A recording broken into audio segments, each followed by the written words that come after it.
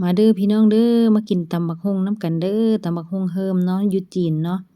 มื้อนี้กินอาหารบ้านเฮาอาหารลาวนะแล้วก็มีจืนซีนหมูเนาะหมู3ชั้น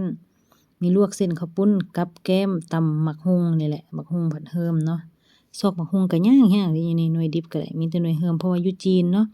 เขาเจ้าบ่กินบักหุ่งดิบเนาะกินแต่บักหุ่งสุกปะให้มันสุกเนาะบ้านเฮาล่ะดิบนี่แหละเอามาตำกินเลยเนาะมีต้มแซ่บนำนี่น่ะ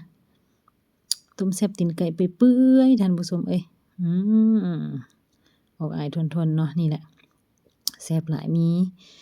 ดีใจสุดๆได้กินอาหารบ้านเฮาอาหารลาวบ้านเฮาข้าวเหนียวพี่น้องยังอีกเมนูหนึ่งเนาะ ผักสลัด นี่ กับ โอ้ โอ้ยพันใส่ กินน้ำกันทั้งหมดมีแต่4 คน คัก แต่ ห ว่า ลาย แนว มื้อ กิ นี้ นนี่หลาย โดนๆได้กินของแซ่บพี่น้องต้มแซ่บตีนไก่ เนาะ กับห ข ม้ อ อ อวด บักใหญ่ เด้อหน่อยหนึงเด้อ ตำบักหุ่ง แล้วก็มาเด้อมากินน้ำกันเด้อแซ่บๆน้ำกันพี่น้อง ปลาแดก แซ่บนัวสิแหละ เข้ากันอมลอมพี่น้องเอ้ย เพิ่นแต่งกินแซ่บอีหลีเลยเจ้าของเฮือนหลังนี้ โอ้ยนี่ๆมีแต่อาหารคักๆ โอ้ ทั้งนั้น ยรีวิวหลายละ มา เนาะ เด้อเนาะคนอยู่ มา ไกล บ่เว้า บ้าน หลาย ก็ อย่า เป็ ห่าง คือ พี่น้องมากินน้ำกันพี่น้อง าหารบ้าพี่น้อง เสร็จแล้วเสร็จแล้วน้ำกันนี่แหละเมนู นี่ นี่ ได้กินแล้วมื้อนี้น่ะสมใจอยาก โดนๆได้กินเทื่อนึง มีข้าวเห พุ่นน่ะ อีกโอ้ย ต้มแซ่บเปื่ ซื้อข้าวเห อย นียว ๆนะ ก็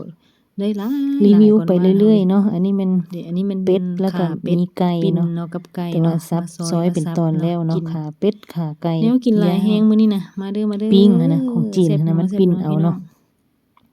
แนวกินบักหลายคนหน่อยเดียวว่าสันปานจัดงานบุญ เอ โอ้ งเฮ็ดสุ ย กินเนาะ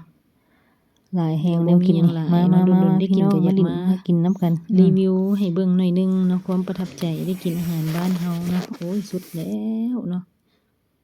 ตอนนี้ตอนเลือดข่อยก็มาแล้วเนาะนี่ตอนเลือดนี่